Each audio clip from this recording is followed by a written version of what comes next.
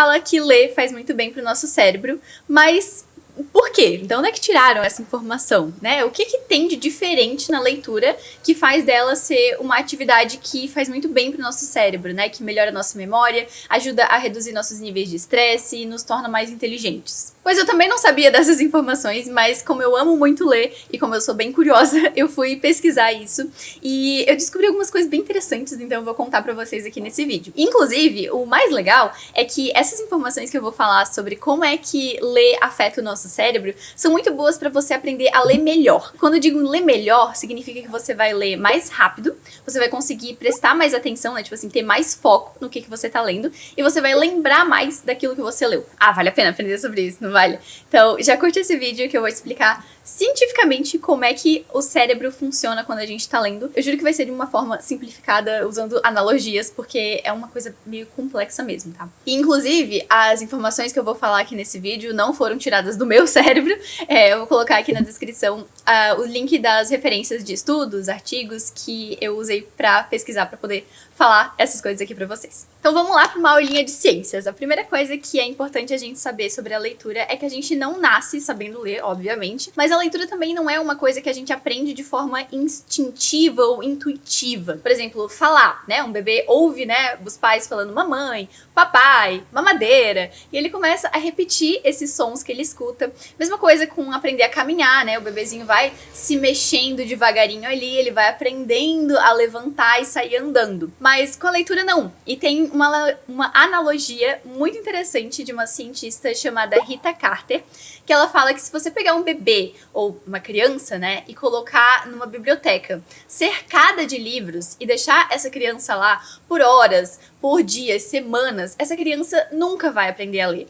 Porque a leitura é o tipo de coisa que a gente tem que aprender de forma ativa. Tem que ter alguém ali ensinando a gente a ler. Senão a gente não aprende, porque não é um instinto humano olhar para uma página cheia de códigos, cheia de rabisco e entender o que aquilo ali significa. Isso acontece porque o nosso cérebro funciona a partir da conexão entre neurônios. E eu vou usar aqui a analogia de ruas e carros para explicar esses caminhos neurais entre os neurônios. Quando a gente nasce, a gente já tem alguns caminhos neurais pré-estabelecidos. Então, é como se fosse assim, as ruazinhas da visão, as ruazinhas da fala, só que a gente não tem uma rua pronta, pavimentada, asfaltada ali pra leitura. Como se fosse aquela frase que todo mundo fala, né? Ah, aqui era tudo mato quando eu cheguei. Era tudo mato quando a gente nasce, a gente tem que cortar esse mato, montar a ruazinha ali, asfaltar pra ficar tudo bonitinho, pra que um dos neurônios consigam se conversar e a gente consiga ler e entender o que tá lendo.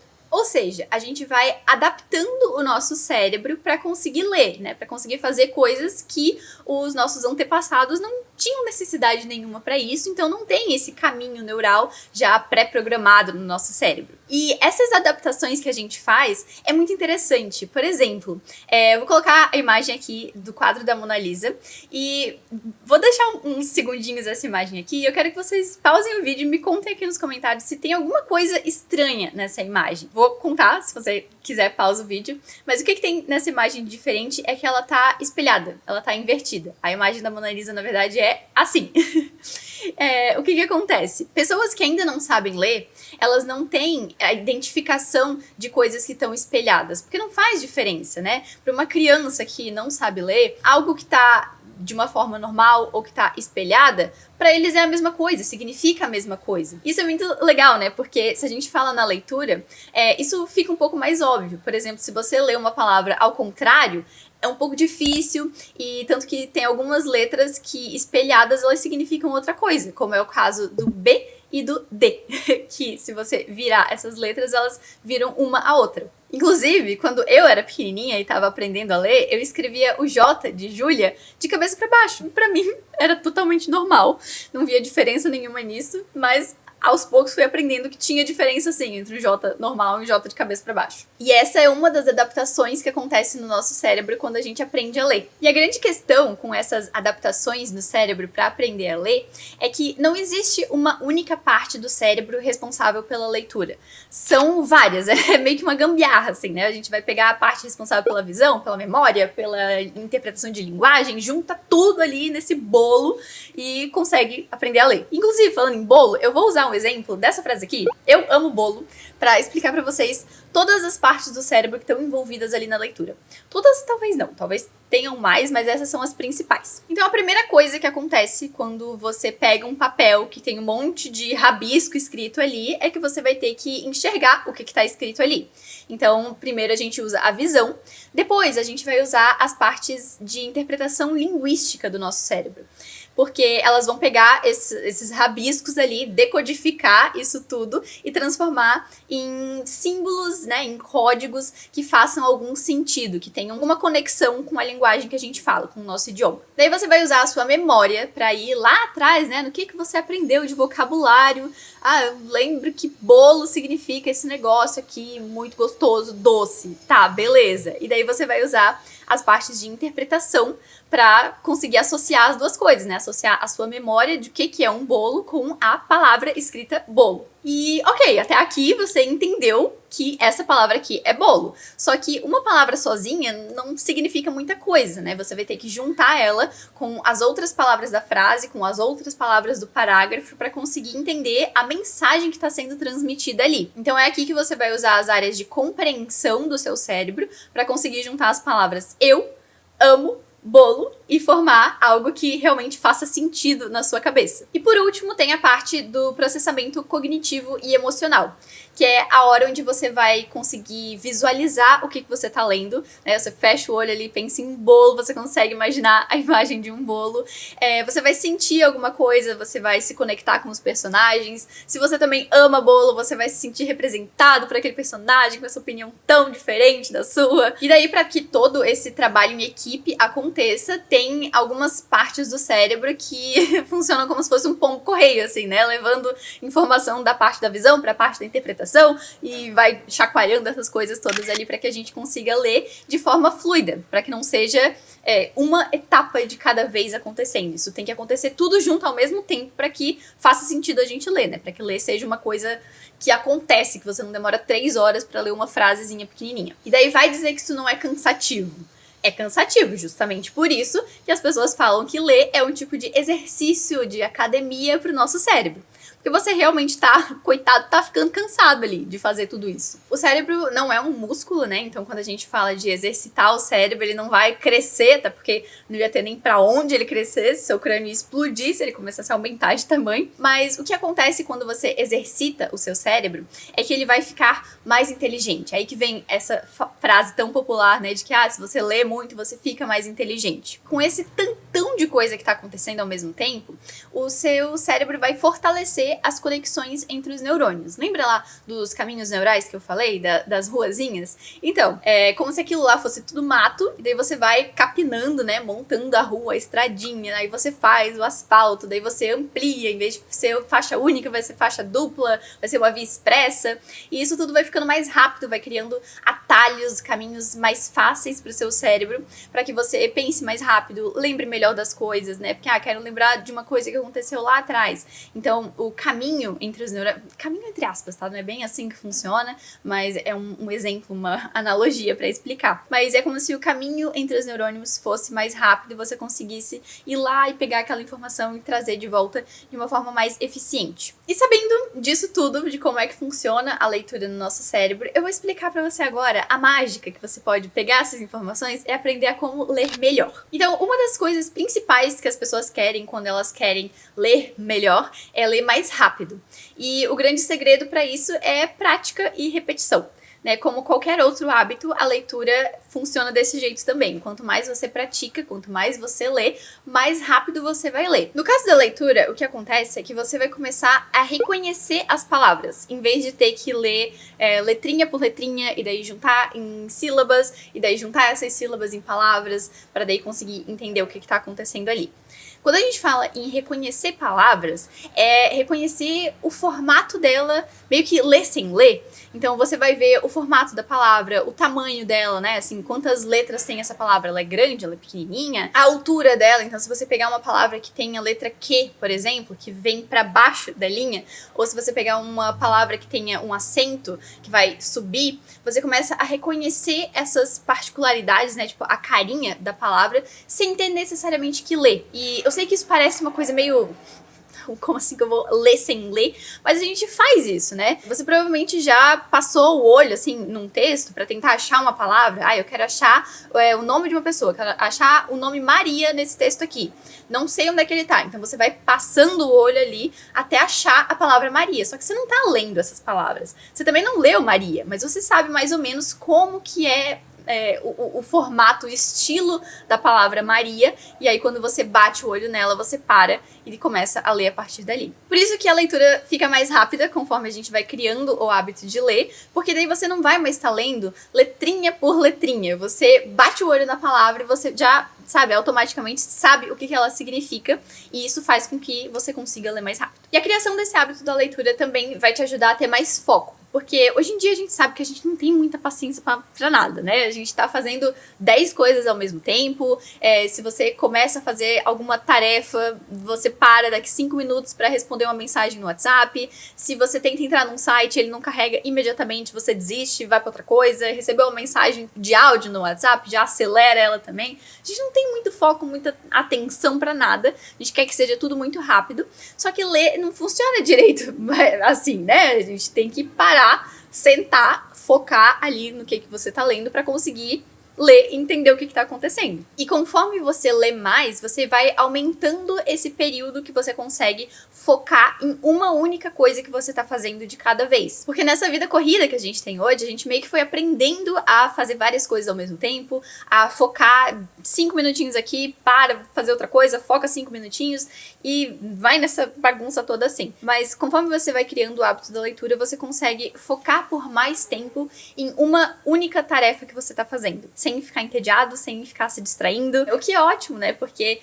se você tá lendo um livro, uma história, um artigo, seja lá o que for que você tá lendo, é importante que você consiga focar pra realmente entender o que tá acontecendo ali e interpretar melhor. Fora que, se você foca por mais tempo, se distrai menos, adivinha, você lê mais também. Mas isso também significa que se você tá começando a criar o hábito da leitura agora, não vai acontecer isso tudo ainda, né? Vai demorar um pouquinho pra você pegar na velocidade. Então, é normal que se você tá começando, você se distraia bastante, que você tenha que reler a mesma frase várias vezes até realmente entender o que tá acontecendo sem se distrair. É normal que você esqueça quem é essa montoeira desses personagens, que eu não lembro o nome dessa gente toda. Que você tenha que demorar mais tempo pra ler uma única página. Mas conforme o tempo vai passando, você vai lendo mais rápido, você vai focando melhor. Até que vai chegar um momento que vai ser aquela coisa maravilhosa, que você pega um livro, senta num cantinho e parece que você viajou no tempo. Porque do nada, passou 3 horas que você tava ali só sentado lendo. E a parte mais legal disso é que esse foco extra que você vai conseguir ter pras coisas não funciona só na leitura.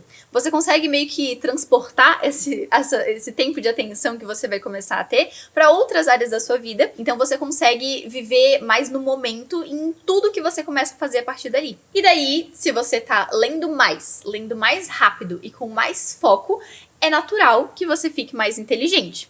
Só que quando a gente fala de inteligência, existem vários tipos de inteligência, né? Mas quando a gente fala de inteligência relacionado ao fato de você estar lendo mais, existem 2 tipos principais. Então, primeiramente, tem toda essa questão dos caminhos neurais, de você estar mantendo conexões já existentes, fortalecendo elas e criando conexões novas no seu cérebro. E isso é muito bom porque mantém o seu cérebro ativo, e qualquer coisa que faz com que o seu cérebro tenha que se desenvolver, criar novas coisas, se adaptar, isso é muito bom porque é um desafio para o cérebro, e esses desafios fazem com que o seu cérebro seja mais saudável, né? Ele se mantenha jovem por mais tempo. Isso ajuda a prevenir as doenças degenerativas cerebrais, como o Alzheimer, por exemplo. E isso vai te tornar mais inteligente porque você vai conseguir raciocinar mais rápido, você vai conseguir ter uma memória mais longeva, né? Você consegue fazer conexões entre coisas mais rápido. Então, sabe assim, tive uma conversa lá atrás com uma pessoa e agora eu tô lendo um livro que tá acontecendo uma cena parecida com aquilo que aquela pessoa me contou lá atrás, anos atrás. Então, você conecta essas duas coisas e tem uma perspectiva mais completa, né, de pontos de vista diferentes do que está acontecendo. Isso ajuda muito a gente aprender mais rápido, a gente fazer essas conexões entre o mundo e ter essas formas diferentes de interpretar as coisas, de solucionar problemas, de ver o mundo. Isso tudo é o que torna a gente mais inteligente. Outro tipo de inteligência que você também desenvolve quando você está lendo é a inteligência emocional. Porque mesmo que você não tá ali na história, vivenciando aquilo junto com os personagens do livro, você ainda assim sente alguma coisa pelo que tá acontecendo. Pode ser emoção, né? Quem nunca chorou lendo um livro, ou que seja uma mensagem de WhatsApp, qualquer coisa assim. Mas também a gente sente por conta dos neurônios espelho. Os neurônios espelho, eles são uns neurônios que são bem engraçadinhos. Basicamente, eles vão ser ativados mesmo quando a gente não tá fazendo certa atividade. Então, por exemplo, sabe quando tem aquela pessoa que dá aquela gargalhada que é muito icônica e você fica com vontade de rir só de ouvir a pessoa rindo? Ou quando alguém boceja e você, só de ver a pessoa bocejando, já dá vontade de bocejar também? Ou se você vê alguém tropeçando, caindo, se machucando e você dá aquele tipo, eita, que você meio que sente a dor da pessoa, mesmo sem ter sido você que caiu e quebrou o joelho, qualquer coisa assim. Isso são os neurônios espelho em ação. Eles vão se ativar mesmo se a gente não tá pessoalmente vivenciando aquela situação. E isso é muito legal porque isso reforça a empatia, né? A gente se colocar no lugar de outras pessoas. Todo mundo já leu uma história de alguma coisa que você nunca passou, né? Então, por exemplo, assim, eu nunca fui um senhorzinho aposentado viúvo, mas tem esse livro aqui que fala sobre um senhorzinho aposentado viúvo e eu me emociono lendo ele, mesmo que eu não seja homem, que eu não seja idosa, que eu não seja aposentada, que eu nunca tenha me casado.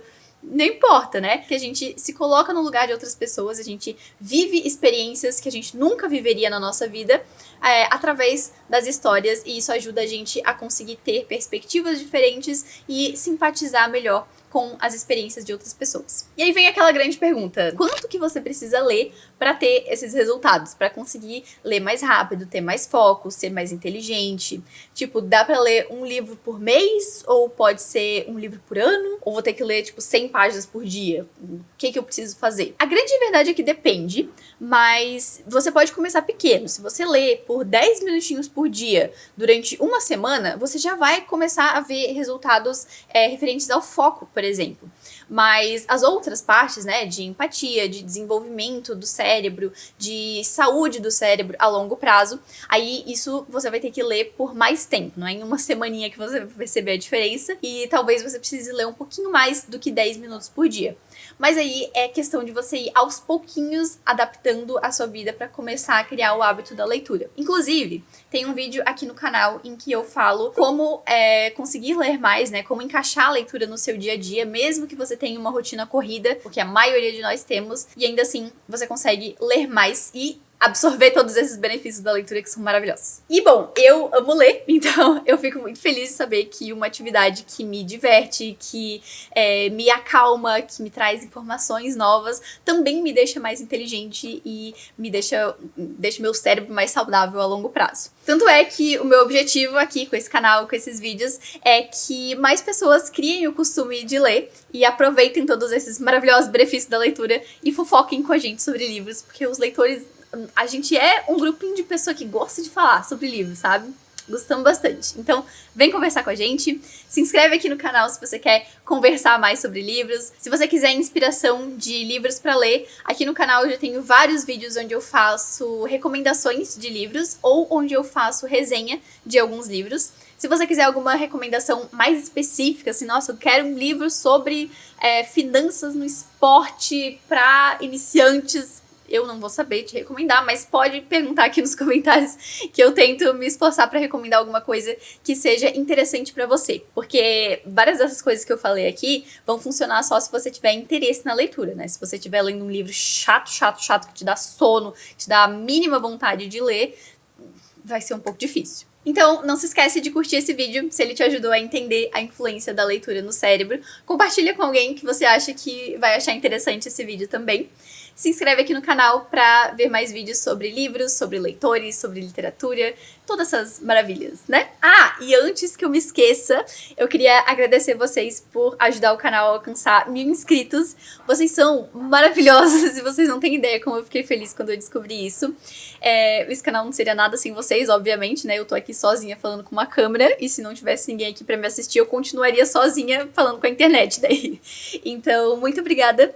Vocês são maravilhosos e vocês me motivam a continuar fazendo isso aqui. Beijão!